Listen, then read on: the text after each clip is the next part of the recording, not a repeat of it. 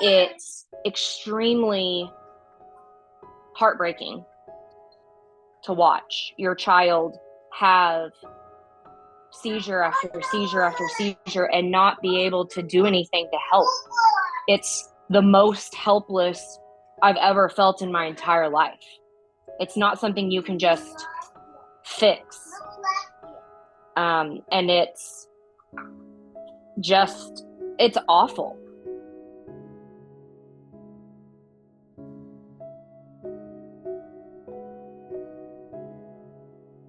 My name is Meghan, and I'm going to be 38, and I'm Gracie's mom. Gracie is 2.5. She'll be 3 in June. She is a very smart, active little girl and suffers from seizures, which gets in the way of her being a kid. So the first medication she was put on at 10 months was Keppra, and it was awful. She had a terrible reaction. I watched my sweet, smart, just fun-loving, good-natured baby turn into a miserable existence.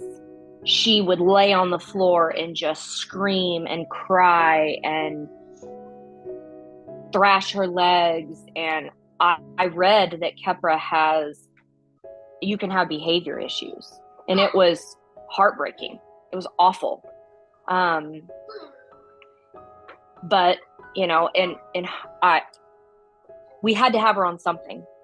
And a medication to prevent her seizures, in my mind, was better than her having a seizure that could cause her permanent damage. She has a lot of atonic head drops, and she's like this all the time, just constantly.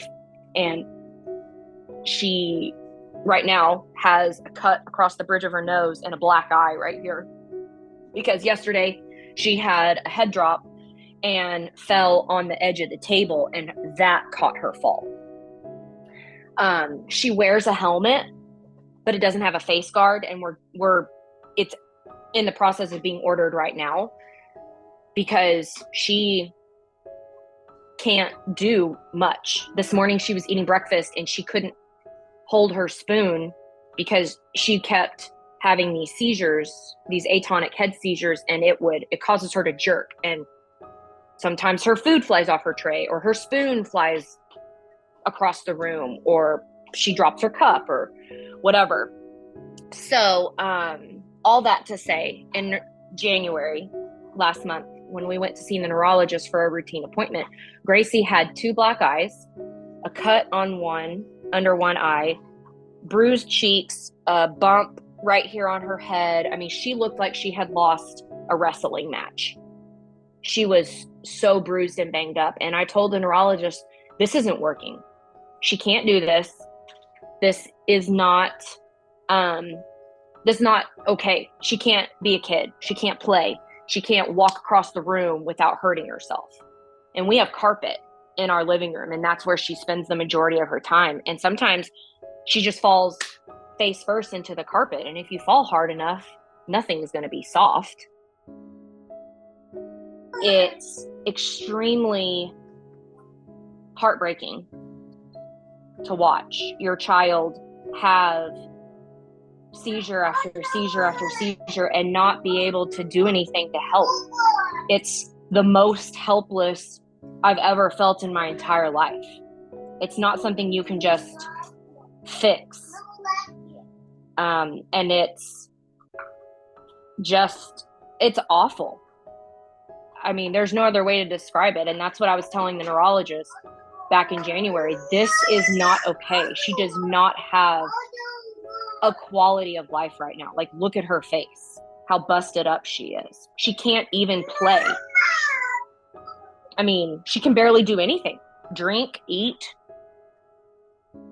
And she's only 2.5. Like, what's going to happen in next year, the year after, when she goes to school? and I worry about those possibilities and the dangers if we don't get this under control.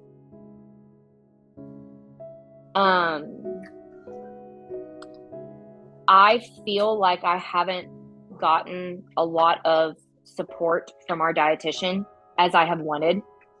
I have worked with dietitians in the past for myself, for my own health issues, and I have had way more support than going on a medical diet to try to control epilepsy. I expected way more support, way more like, here's a cookbook, here are some recipes, here's a list of no foods and approved foods, and here's some brands to look for, and I wasn't given anything. It was very shocking to me. I even asked the neurologist for a different dietitian. Like, is there somebody else I can work with? Because I need more. And this dietitian is the dietitian for the neurology department. And I was very shocked.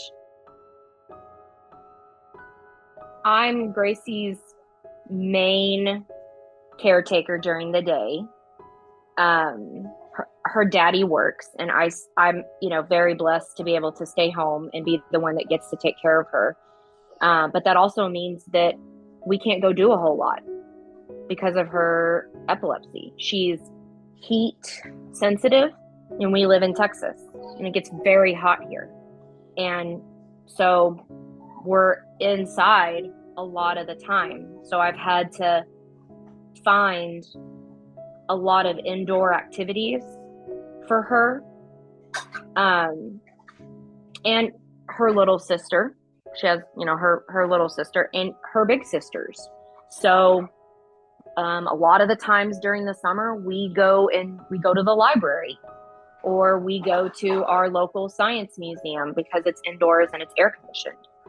When Gracie first got her diagnosis and we were told she doesn't need to be outside if the heat index is above 85. Well, in Texas, that starts in like April, which is when she got her diagnosis. And her big sisters were playing soccer. And I couldn't go. I stayed with her. Somebody had to stay with her.